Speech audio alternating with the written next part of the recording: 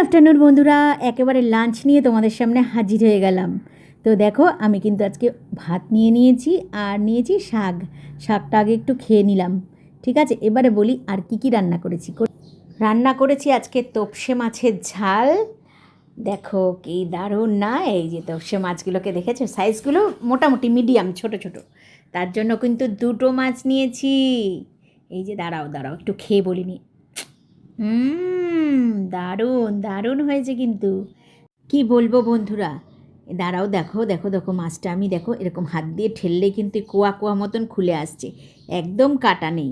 তোমরা কে কে পছন্দ করো অবশ্যই বলো। দারুণ দারুণ, দারুণ দারুণ হয়েছে। আর হচ্ছে গতকালে পাঁঠার মাংস রান্না হয়েছিল গতকাল, সেটা একটু নিয়েছি। তবে জানি না পুরোটা খেতে পারবো নাকি। তবে হ্যাঁ, গতকাল রাত্রেবেলা আমার রুটি দিয়ে খাওয়ার কথা ছিল, আমি খাইনি। তো গতকালকে আমি খাইনি রাত্রেবেলায়, তো আজকে আমি খাচ্ছি। ঠিক আছে, দেখো রসুনটা আমার খুব প্রিয়, তাই রসুনটাই আমি মনে হয় খাবো। গতকালকে মাংসটা এত সুন্দর, এই দেখো দেখেছো টপ করে পড়ে গেল, এত নরম আর এত সুন্দর সেদ্ধ হয়েছে, খুব সুন্দর সেদ্ধ হয়েছে জানো। এইটা আমি খেলাম, দেখো দারুণ। কিন্তু কোনো রকম টেস্ট কিন্তু মনে হয় কালকের থেকে আজকে আরও টেস্ট বেশি হয়ে গেছে জানো তো। এই যে একটা কাহাবাত আছে না, যা দেবে অঙ্গে তাই যাবে সঙ্গে, এই জন্যেই হয়তো খাচ্ছি। আমি রুটির সাথে মাংসটা খেতে পছন্দ করি, তাও 1 থেকে 2 পিস। আমি ওখানে নিয়েছি হচ্ছে 3 টুকরো মাংস আর একটা রসুন। জানো তো বন্ধুরা, আমি ভাত দিয়ে মাংস একদম খেতে পারি না। যেই আমি মাংস দিয়ে ভাতটা শুরু করব খাওয়া, আমার ভাতটা খাওয়া স্টপ হয়ে যাবে।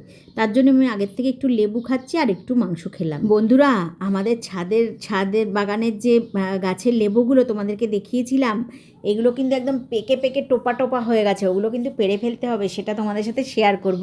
আমি একটুও সময় পাচ্ছি না যে ওটা তোমাদের সাথে একটু ভিডিওটা করে রাখবো, তোমাদের সাথে পরে শেয়ার করব।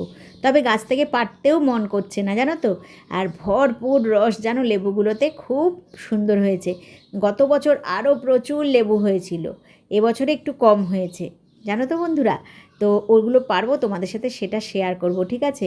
তো চলো শাক দিয়ে ভাতটা প্রথমে খেয়ে নিই।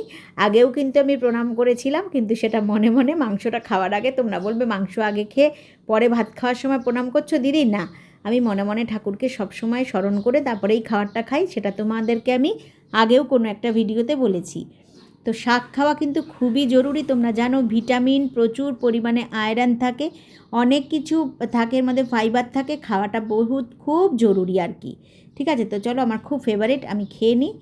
আর লেবু খাচ্ছি একটু, আর একটু ভাত খাচ্ছি। জানি না আজকে আমার একদম খাওয়ার মন নেই, ভাতটা হয়তো আমি সবটা খেতে পারবো। ভাতটা না খাওয়ার জন্য ভগবানের কাছে ক্ষমা চেয়ে নেবো। তো টাটা বন্ধুরা, নেক্সট ভিডিওতে দেখা হচ্ছে, টাটা।